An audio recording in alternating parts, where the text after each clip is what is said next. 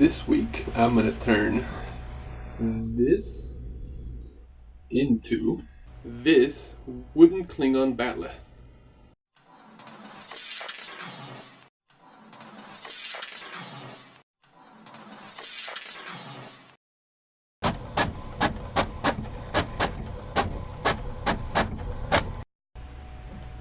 Hi everyone, welcome back to the City Aperture channel. My name is Jose. I go by City Aperture. This week's is a little different. Normally when I'm doing these introductions, I've already finished the project that I'm showing you guys. This week is different. I haven't even started. The only thing I've done is I have here, I'll turn it this way, this big piece of wood. This is actually a leaf for a table. You know, when you expand the table, you have a leaf that you can drop in. So that's what this is. Somebody was throwing away a table, and I saw it, and I'm like, that's a nice piece of wood. Actually, if you look at the back, you can see it's a few pieces of wood laminated together. But I thought, you know, I can make something out of that. And I've had it laying around for a little bit, didn't know what to do with it. Finally figured it out. I am going to make a Klingon Bat'leth. Like I said, I haven't even started yet, because you can see the big piece of wood right here. But here, let me put this down.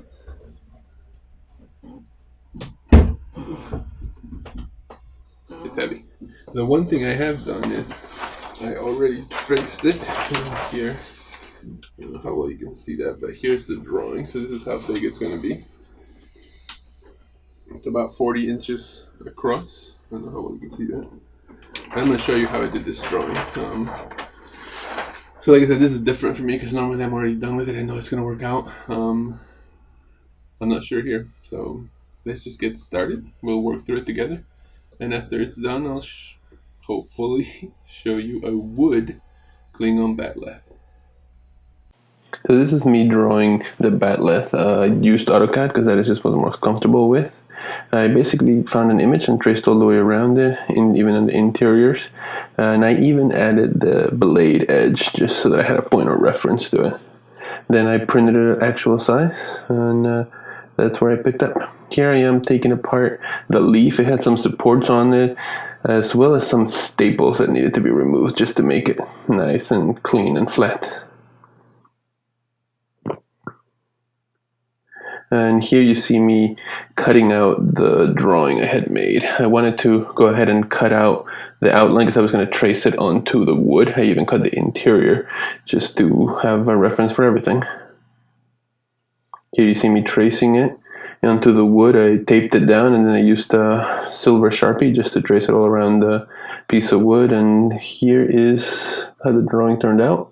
I then was going to cut with a saw all the way around the edge, and I got a drill with a Forstner bit to drill out holes on the interior so that I could also cut the interiors. But yeah, the jigsaw was just a great tool to do this with. It went pretty quick. I'm going to show you a quick time lapse of the whole process of cutting it out.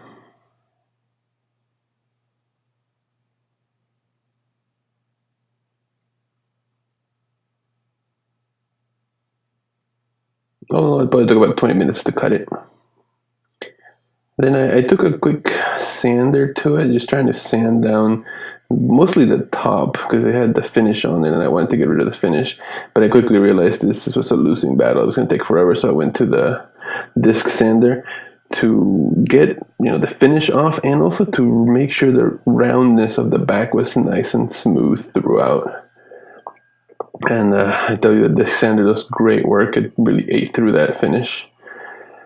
In order to do the interiors, I grabbed a drum and I put the drum sander basically onto my drill, and I just worked through the interiors. Finally, I wanted to add the blade part of it. So here I'm using my router, my Ryobi hand router, to tear away at the material. I sort of worked my way up using an angle bit, a sort of 45-degree angle bit, just going around the edge. And I had put a line to mark where to stop with the blade. But here you see the edge, and you know, some burn marks. So I was going to have to sand it, and that was the next step, just a whole bunch of sanding again. Sanding the edges and the top, and I started at 80 grit and I worked my way all the way to 400. I think I went up even to 500 before I started applying the finish, which is what you're seeing here. I wanted it to have some color. I was thought about doing a natural finish, but I changed my mind very quickly and I went with a darker stain. So here I'm applying the stain, then I'm gonna wipe off the stain, and then I finished it with some polyurethane brush on finish. And then finally to cut the leather strips for the handles.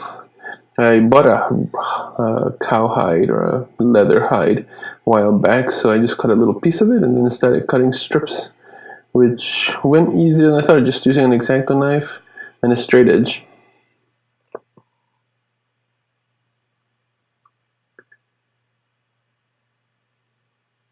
Now here we have it, and I decided to use some contact cement. I applied it on both sides of the Bat'leth and then on the strips of leather themselves, and then just wrapping them around. And this worked really well. When I got to the edges, I just put a little bit of super glue to hold the edge down.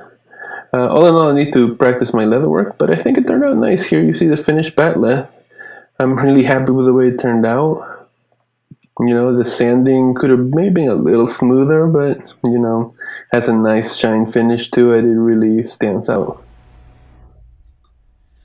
There you have it. That is how I made my wooden Klingon Bat'leth. I had a ton of fun making it. I hope you guys have enjoyed this. I'll try and make the drawing available somehow, or if you want the drawing that I used to make it, just post a comment and I'll send it to you. Just give me your email address. Otherwise, yeah, I look forward to hanging it somewhere up on the wall. It'll be quite the conversation piece. I could have made it out of metal, and I think there's something about the fact that it's made out of wood that just really spoke to me. Yeah, it was not. It took me longer than I thought. You probably can tell by the fact how things have changed here since the intro. But it's still worth it. It wasn't a weekend project, but you could easily do it on the weekend if you had everything. So I hope you guys liked it. If you did, subscribe, like it, and come back next week for another project. Thanks so much. If you guys like this project, then maybe you'll enjoy the podcast that I do with my two colleagues, Claudia and Ray. We discuss purpose-driven design, making, and manufacturing. We talk about architecture. We talk about all sorts of making. We have a project of the week. So yeah, please check it out. Again, it's called The Made Podcast. Thanks so much.